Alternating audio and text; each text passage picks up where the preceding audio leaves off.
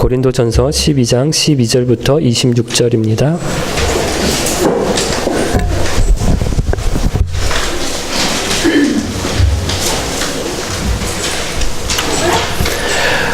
몸은 하나이지만 많은 지체들이 있고 몸의 지체들이 많이 있지만 한 몸인 것처럼 그리스도도 그와 같습니다.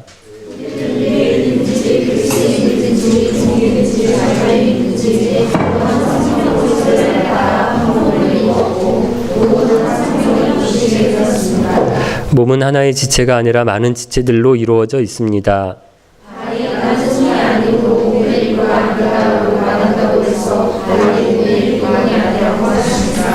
귀가 나는 눈이 아니므로 몸의 일부가 아니다 라고 말한다고 해서 몸의 일부분이 아니라고 하겠습니까?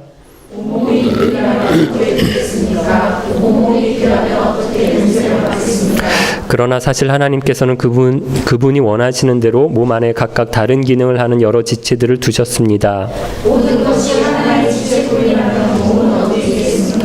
그러나 지금 그런 것처럼 지체는 많아도 몸은 하나입니다.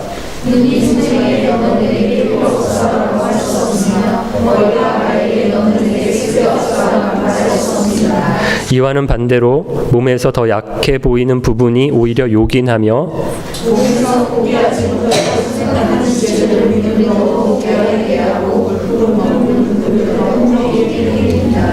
반면에 우리 몸 중에서 아름다워 보이는 부분들은 특별히 그럴 필요가 없습니다. 하나님께서는 몸의 지체들을 함께 모아 부족한 지체들에게 더욱 큰 영광을 주셨습니다. 그래서 우리 몸에 나눔이 없게 하시고 몸의 여러 지체들이 서로 돕으며 살게 하셨습니다. 몸의 한 지체가 고통을 당하면 모든 지체가 함께 고통을 당하고 한 지체가 영광을 받으면 모든 지체가 함께 기뻐합니다. 아멘. 고린도 교회의 예배에 세 가지 문제가 있었습니다. 첫 번째가 예배할 때 여자들이 머리에 수건을 쓰는 문제. 두 번째가 성찬을 행할 때 부자 성도들이 가난한 성도들을 기다리지 않고 먼저 먹는 문제. 그리고 세 번째, 교회에서 은사를 행할 때 서로 다툼과 혼란이 있었다라는 거죠. 우리 지난 주일부터 은사에 대한 문제를 살펴보고 있는 중인데요. 은사는 성령님이 주시는 능력이에요. 여러분, 이 능력이 꼭 성령으로부터 오는 것만 있는 것이 아니라 겉으로 드러나는 능력만 보면 어디에서도 능력이 나타날 수 있어요? 다른 종교 그리고 이단에서도 능력이 나타납니다. 그런데 어떻게 이게 구분이 됩니까? 어떻게 구분할 수 있습니까? 성령으로부터 온 것인지 다른 능력으로부터 악한 영으로부터 온 것인지 어떻게 알 수 있어요? 예수님을 주인으로 높이는가? 그 능력이 성령으로부터 온 것 은사라면 예수님을 주님으로 높입니다. 어떻게요? 말과 행동으로, 삶으로 그렇게 높여요. 그런데 자기를 높이는 거라면 그건 악한 영으로부터 온 거다라는 말씀을 드렸고요. 은사가 또 굉장히 다양하다라고 했어요. 지난 주일 본문에서는 9가지 은사를 이야기했는데 이게 다가 아니에요. 훨씬 더 다양한 은사들이 있는데 모두 같은 성령이 주신 거예요. 여러분, 왜 성령이 은사를 주셨습니까?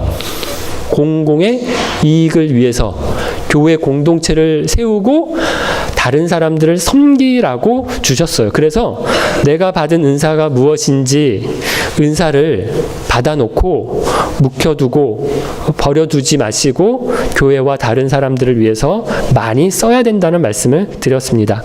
오늘은 교회 안에 있는 다양한 은사들에 대한 이야기를 몸과 지체의 이야기를 가지고 설명을 하는데 마치 어린이 설교 영상에서 봤던 것과 굉장히 비슷한 본문의 말씀을 하고 있습니다. 12절부터 보면 몸은 하나지만 많은 지체들이 있고 몸의 지체들이 많이 있지만 한 몸인 것처럼 그리스도도 그와 같습니다. 이렇게 말씀을 시작하는데 여기 지체라는 말은 사지를 얘기하는 거고 신체 기관을 말하는 거예요.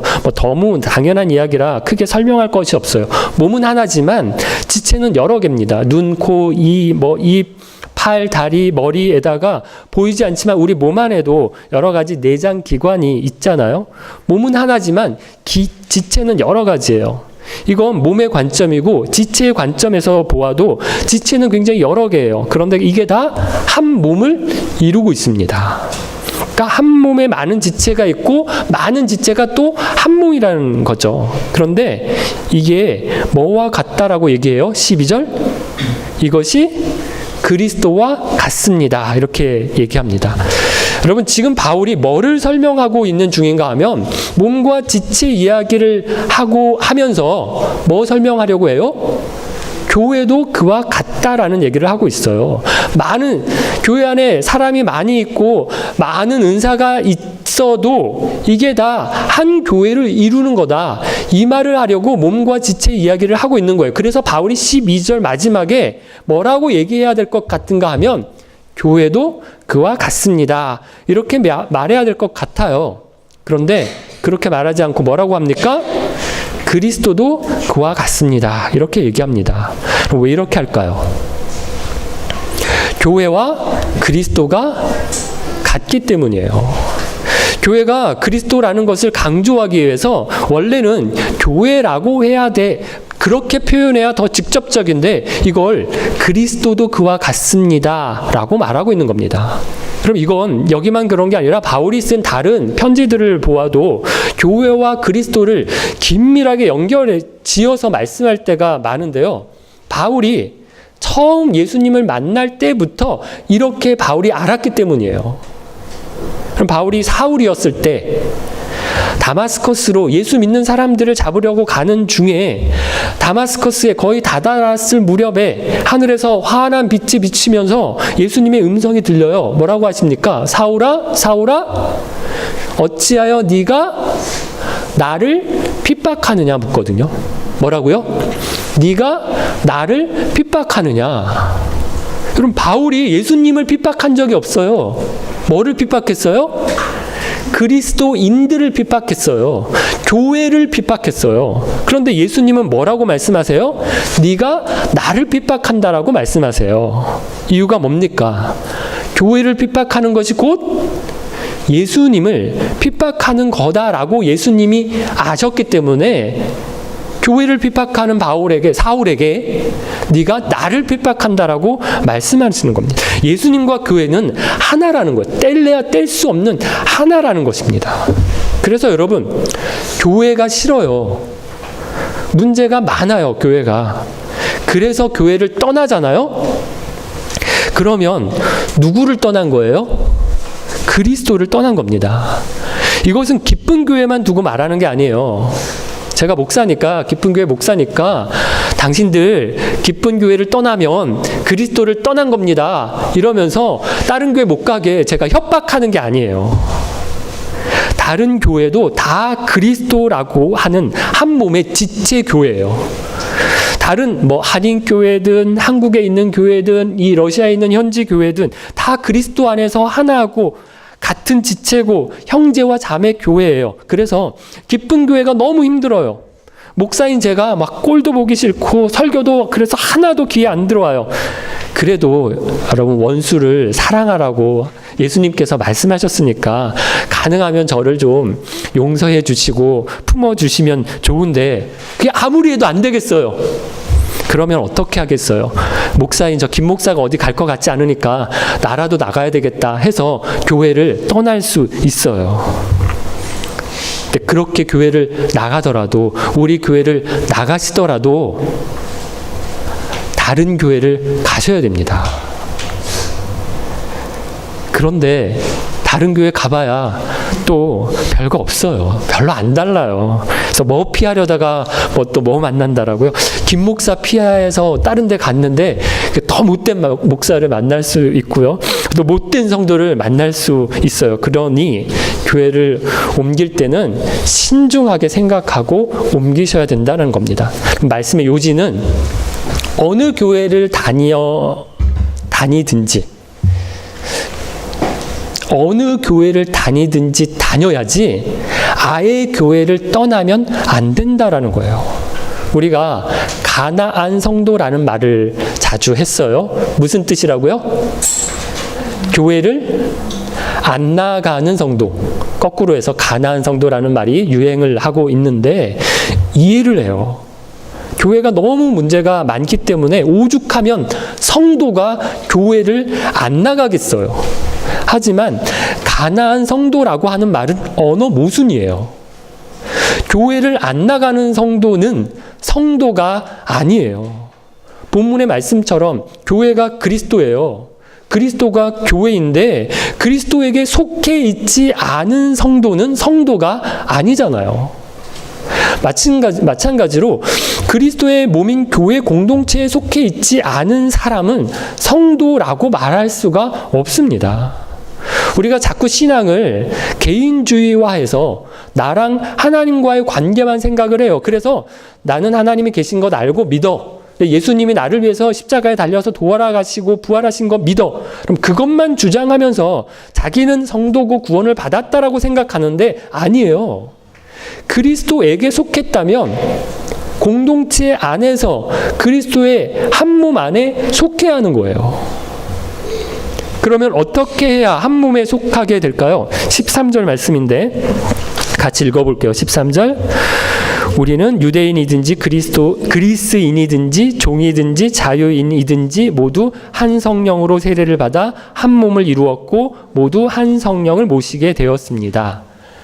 세례에 대한 설명을 종종 드리는데 여러분 쉽게 생각하면 예수님이 나의 죄를 위해서 십자가에 죽으시고 나를 위해서 다시 부활하셨다라고 하는 사건, 그 사건을 다시 재현하는 것이 세례입니다. 제가 얼마 전에 성찬에 대해서 말씀을 드리면서 성찬은 무슨 사건을 재현하는 거예요? 예수님이 십자가에 달리시기 전에 제자들과 함께 하셨던 6월절 만찬, 최후의 만찬을 재현하는 거다라는 말씀을 드렸어요. 세례도 마찬가지입니다. 예수님이 죽으시고 다시 사신 것처럼 나도 지금 그 사건을 재현해 보는 거예요. 근데 어떻게 재현하나요? 십자가에 달리는 게 아니고요. 물에 들어가는 겁니다. 우리가 물에 들어가서 잠겨요. 그렇게 오래 있으면 죽잖아요. 내가 예수님과 함께 죄로 인해서 죽었다라고 하는 것을 보여주는 거고요. 물에서 다시 나오면 살잖아요. 내가 예수님과 함께 다시 살았다라고 하는 것을 보여주는 거예요. 우리 교회는 세례를 줄 때 물에 들어가지 않고 손바닥에 물을 제가 적셔서 그 머리에 발라주는 정도로 세례를 주지만 이건 약식으로 그렇게 하는 거예요. 실제로 제대로 하는 것은 뭐예요? 침례라고 해서요. 물에 완전히 잠기는 겁니다. 예수님도 그렇게 침례를 받으셨어요. 우리가 그렇게 해야 되는데 그걸 상징적으로 하는 거예요. 우리 성찬을 이렇게 식사를 해야 되는데 상징적으로 조금의 빵과 조금의 포도주를 마시는 것처럼 그렇게 하는 겁니다. 지금도 그래서 침례교회에서는 이걸 제대로 해볼 거라고 교회당 안에 큰 욕조를 이렇게 준비해서요. 세례를 줄 때 거기에 들어갔다가 나오도록 하는 거거든요. 이게 제대로 하는 거긴 해요. 어쨌든 세례라고 할 때는 첫 번째 의미가 한 개인이 예수 그리스도께 연합된다라는 의미예요. 이제 세상에서 죄에서 사단에게서 해방되어서 내가 예수 그리스도의 사람이 되었다라는 것을 보여주는 의식이에요. 그리고 두 번째 세례의 또 하나의 의미가 있는데 한 사람이 예수 그리스도와 연합될 뿐만 아니라 그리스도의 몸에 연합되었다라는 의미입니다. 예수님이라고 하는 한 몸에 한 지체로 내가 접합이 되었다라고 하는 의식이에요. 그래서 13절에 이렇게 말씀하는데 내가 어떤 사람인지는 상관없어요. 유대인인지 그리스인인지 종이든지 자유인이든지 이게 남자든지 여자든지 어린 아이든지 아니면 나이가 많이 들었든지 상관없어요. 예수 믿고 세례를 받잖아요. 그러면 한 성령을 받은 거고요. 예수님께 속했을 뿐만 아니라 예수님의 몸인 교회 공동체의 한 일원이 되고 지체가 된 거예요. 나도 그리스도의 지체고 다른 사람도 그리스도의 지체예요. 그래서 여러분, 내가 다른 형제와 자매에게 죄를 짓잖아요. 누구에게 죄를 지은 것과 같은가 하면 그리스도에게 죄를 지은 것과 같습니다. 형제 자매가 바로 그리스도의 몸이 되었기 때문이에요. 우리가 다른 사람을 업신여겨요. 야, 저 사람 왜 저렇지? 이렇게 하면 이건 누굴 업신여긴 것과 같은가 하면 그리스도를 업신여긴 것과 같습니다. 우리가 다른 사람의 은사를 보면서 비웃어요. 아우, 저 뭐야? 이렇게 비웃으면 누구를 비웃은 것과 같은가 하면 그리스도를 비웃은 것과 같다라는 거예요. 우리가 다 그리스도의 한 몸된 지체이기 때문에 형제 자매에게 한 것이 곧 그리스도에게 한 겁니다. 그래서 예수님도 뭐라고 말씀하셨어요? 가장 작은 자에게 한 것이 곧 뭐라고요? 내게 한 것이다 라고 말씀하시잖아요. 우리가 서로에게 잘해야 돼요. 예수님이 마치 여기 와 계신 것, 옆 사람이 바로 예수님인 것처럼 잘해야 된다는 거예요. 바울이 14절부터 몸과 지체의 비유를 들어서 더 자세하게 설명을 하는 것이, 그럼 우리가 다 그리스도에게 속했고 그리스도 안에서 하나다, 이 이야기를 하는데요. 두 부류로 사람들을 나눠서 말씀을 하고 있습니다. 14에서 19절은요. 열등감을 느끼는 사람들에게 이야기를 하고요. 20절에서 24절은 우월감을 갖는 사람들에게 이야기를 하고 있어요. 우선 열등감을 느끼는 사람들에게 하는 말씀부터 보면 14절, 다양성의 원칙을 설명합니다. 몸은 하나의 지체로 된 게 아니라 많은 지체들로 이루어졌다라는 거예요. 그래서 15절, 발이 혼잣말을 하는데 나는 손이 아니므로 몸의 일부가 아니야. 이렇게 말한다라고 해서 발이 몸의 일부가 아니냐라고 묻습니다. 여러분, 이 당시에는 발이 신체 중에서 가장 낮게 취급을 받았대요. 더럽다라고 보고요. 천하게 취급을 받았대요. 그래서 세례 요한이 예수님에 대해서 말할 때 나는 그분의 신발끈도 맬 수 없는 사람이다라고 얘기를 했고요. 어떤 사람을 모욕할 때 가장 모욕적인 행동이 뭔가 하면 자기 신발을 벗어서 던지면 그게 사람을 모욕하는 가장 큰 욕이었다라고 하거든요.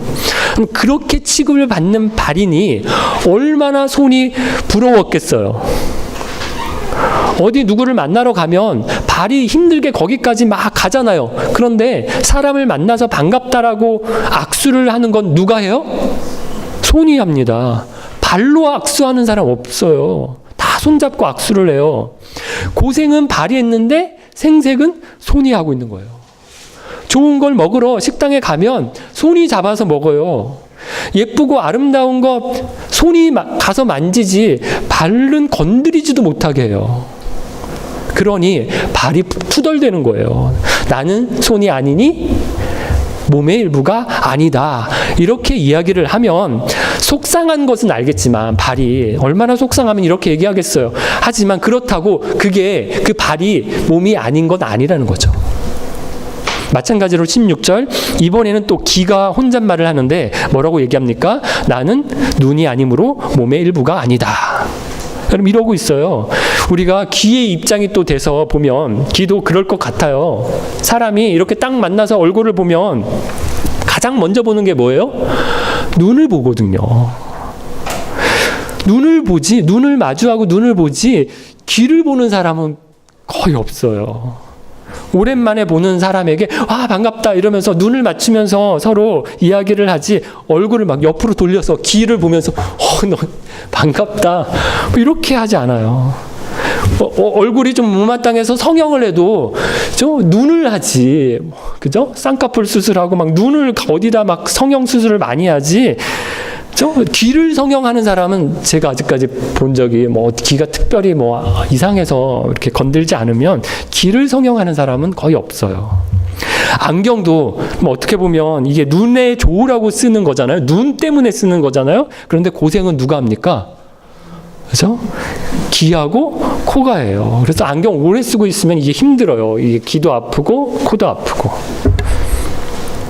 그러니 귀의 입장에서 보면 이게 눈이 부러울 만도 해요. 그렇지만 귀도 눈같이 몸의 한 부분이에요. 지체들의 기능을 볼 때 17절, 온 몸이 눈이라면 어떻게 듣겠어요? 온 몸이 귀라면 어떻게 냄새를 맡겠어요? 각각의 역할이 있는 거예요. 눈이 좋다고 다 눈을 할 수 없고요. 귀를 할 수가 없어요. 눈이 있어서 보고, 귀가 있어서 듣고, 코가 있어서 냄새를 맡는 겁니다. 그러므로 각 지체가 다 필요하다라는 거예요. 18절, 이렇게 여러 지체를 두신 것은 누가 하신 일이에요? 하나님이 하셨다라는 거예요. 그러니까 하나님이 원하시는 대로 몸 안에 각기 다양한 기능을 하는 다양한 지체들을 두셨어요. 그러므로 나는 필요 없다, 나는 다른 지체에 비해서 보잘것없다, 뭐 이렇게 얘기하는 건 하나님이 하신 일을 부정하는 거라는 얘기예요. 19절, 모든 것이 하나의 지체뿐이라면 몸은 어디 있겠습니까? 이렇게 말씀하는데, 몸이 되려면 각각의 지체들이 있어야지. 눈만 있는 몸이면, 제 몸에 전부 다 눈만 있어요. 얼마나 징그러워요. 그렇죠? 입만 있는 몸이라면 이게 또 괴물이잖아요. 몸에는 많은 지체가 있어야 돼요. 그러므로 나는 뭐지? 발처럼, 귀처럼 이러면서 자기를 비하하지 말라는 거예요. 두 번째, 우월감을 느끼는 사람들에게도 바울이 말씀하는데 20절, 통일성의 원칙을 들어서 설명합니다. 20절, 그러나 지금 그런 것처럼 지체는 많아도 몸은 하나입니다. 지체가 아무리 많아도 몸은 하나예요. 이번에는 혼잣말이 하는 게 아니라 대화를 하는데 21절, 눈이 손에게 말을 합니다. 너는 내게 필요 없어 라고 할 수 없어요. 눈이 아무리 잘났어도 손이 필요해요. 눈으로 너무 먹음직스러운 것을 봤어요. 그러면 뭐합니까? 손이 가서 그걸 집어서 입에 넣어야 먹잖아요. 머리도 발에게 말을 하는데 너는 내게 쓸데없어 라고 말할 수 없어요. 그럼 머리가 아무리 똑똑하고 좋아도 발이 없으면 어디로 갈 수도 없고요. 혼자 서 있을 수도 없어요. 그러니까 내가 눈이고 머리라고 잘난 척하고 막 손과 발에게, 다른 지체들에게 너희들 뭔 하러 있냐, 너희들 아무 쓸데 없다 이러면서 무시하고 갈구면 안 된다라는 거예요. 사람들이 볼 때 돋보이고 화려한 지체가 아니에요. 그런데 그게 더 요긴하고요. 그게 더 중요한 지체들이 있어요. 22절에서 23절이 그 말씀인데 읽어볼게요. 같이 한번. 이와는 반대로 몸에서 더 약해 보이는 부분이 오히려 요긴하며 몸에서 고귀하지 못하다고 생각하는 지체를 우리는 더욱 고귀하게 대하고 볼품 없는 부분들을 더 품위 있게 꾸밉니다. 바울이 여기서 언급하는 것이 생식기관을 두고 완곡한 표현으로 말하는 거라고 해요. 우리가 내놓고 보여주지 않아요. 하지만 더 요긴한 역할을 해요. 그래서 소중하게 생각하고요, 보호하거든요. 겉으로 보여지는 것보다 더 중요한 기관들이, 지체들이 있다라는 거예요. 그럼 이건 우리 몸 안에 있는 기관들도 마찬가지예요. 심장, 허파, 간, 이런 기관들이 얼마나 중요한지 몰라요. 팔은 하나 없어도 사는데 심장 하나 없으면 죽잖아요. 그래도 심장이, 야, 내가 얼마나 잘났는지 알아? 너희들 나 없으면 끝장나 이러면서 심장이 막 밖으로 나와가지고 자기 잘난 척하지 않아요. 꽁꽁 숨어서 알아주든 알아주지 않든 자기 일을 합니다. 그러므로 25절 이렇게 말씀하는데 같이 읽어볼게요. 25절. 그래서 우리 몸에 나님이 없게 하시고 몸의 여러 지체들이 서로 돌보며 살게 하셨습니다. 몸을 보세요. 얼마나 서로 아끼는지를 몰라요. 앞에서 바울이 가상으로 막 눈이 손에게 뭐라고 얘기를 하고 머리가 발에게 뭐라고 했지만 실제로는 지체들끼리 서로 이렇게 구박하지 싸우지 않아요. 얼마나 서로 아끼는지 모릅니다. 자기 것처럼 생각해요. 그래서 눈으로 뭐가 이렇게 막 날라와요. 그러면 손이 어떻게 합니까? 막거든요. 눈을 가리거든요. 다쳐도 그래서 눈으로 뭐가 날라와서 막아서 다쳐도 뭐가 다쳐요? 눈이 안 다쳐요. 손이 다쳐요. 거의 반사적으로 손이 움직입니다. 아, 이거 뭐 날라와도 눈이 다치지 내가 안 다치는 거니까 난 가만히 있을래. 손이 이렇게 하잖아요. 거의 반사적으로 눈으로 다가오는 물건을 막습니다. 보호해요. 이게 한 몸이에요. 눈이 안 예뻐요. 너는 왜 이렇게 예쁘지도 않고 이렇지 해가지고 눈을 뽑지도 않고요. 예? 손이 내 손은 왜 이렇게 못생겼지 못났지 해가지고요 손을 막 잘라버리지도 않아요. 우리 몸의 지체이기 때문에 못마땅하고 아쉬워도요 내 몸이기 때문에 내 거기 때문에 서로 아끼고 돌보면서 사는 겁니다. 26절도 보면 같이 읽어볼게요. 26절 몸의 한 지체가 고통을 당하면 모든 지체가 함께 고통을 당하고 한 지체가 영광을 받으면 모든 지체가 함께 기뻐합니다. 한 부분이 아프면 거기만 아픈 게 아니에요. 몸 전체가 아파요. 제가 치질 수술을 받아봐서 아는데 굉장히 중요한 부분이더라고요. 평소에는 우리가 뭐 생각도 안 하고 거기를 보지도 않잖아요. 쳐다보지도 않아요. 그런데 거기가 아프잖아요. 그럼요 이게 진짜 곤욕이에요. 서지도 앉지도 걷지도 못하고 꼼짝없이 엎드려 있는데 얼마나 제가 고생했는지 모릅니다. 치과 가보신 적 있으시죠? 이빨 하나 아픈 건데 이건 몸이 다 고생이에요. 땀이 뻘뻘 나요. 식은땀이. 몸의 어떤 한 부분이라도 아프면 몸 전체가 그 고통을 같이 겪는다는 거예요.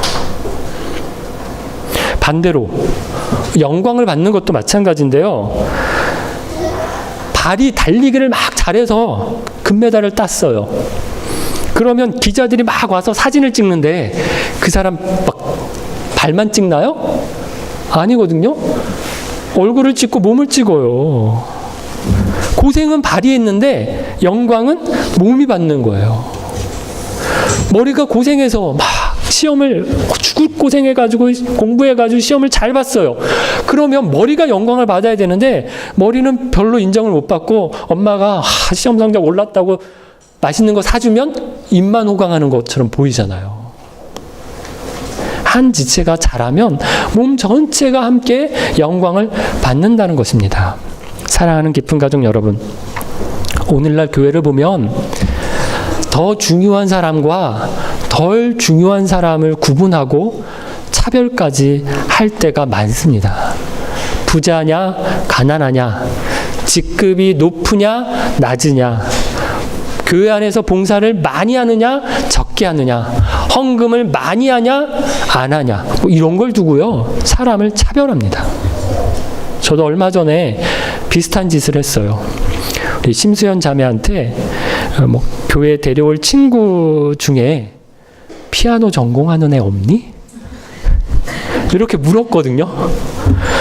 수연 자매가 언제까지 있을지 모르지만 또 한국에 돌아가고 나면 반주할 사람이 또 마땅치가 않아서 물어본 건데요. 그런데 이 말을 하고 생각해 보니까 제가 사람을 차별했다는 생각이 들더라고요.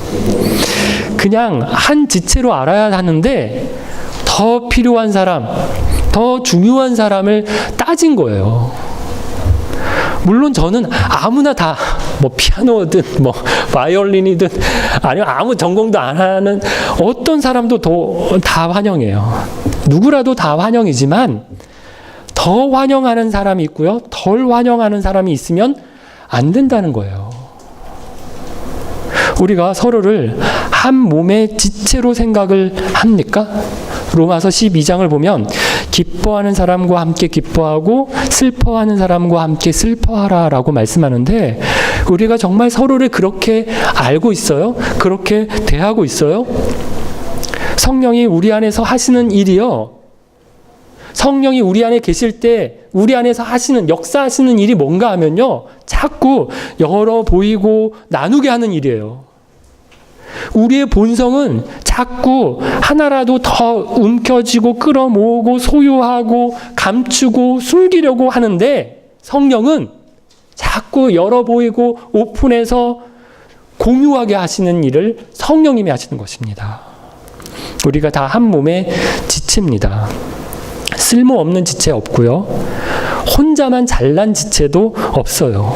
한 몸이기 때문에 지체의 기쁨에 함께 기뻐하고 지체의 슬픔에 함께 슬퍼할 수 있기를 바라고요. 달라서 좋은 겁니다.